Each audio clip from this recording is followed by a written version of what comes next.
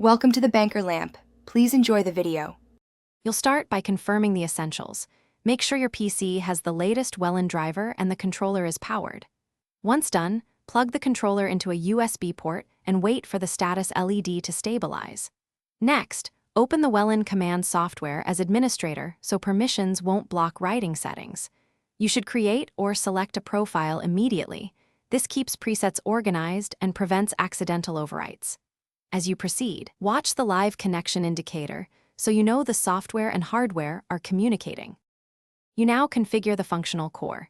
Select the lamps, tones, and AUX channels in the Device tab so the software maps to actual outputs.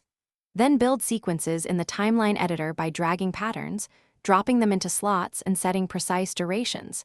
This is where timing matters. Make sure to assign priorities and sync groups to prevent conflicting outputs when multiple sequences run. You can preview sequences in real time using the built-in simulator. Use that preview to catch timing or overlap issues before you write to the controller. Finish by saving the profile locally and then using upload to write your program to the controller. Verify the checksum and upload completion message so you know it wrote correctly.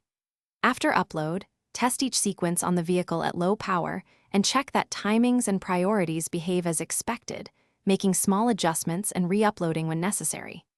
If the unit doesn't respond, check the USB cable and port, confirm the driver and firmware versions match, and inspect status LEDs. Those steps resolve most connection and version conflicts. Thanks for watching. If this was helpful, leave a like and consider subscribing. See you next time.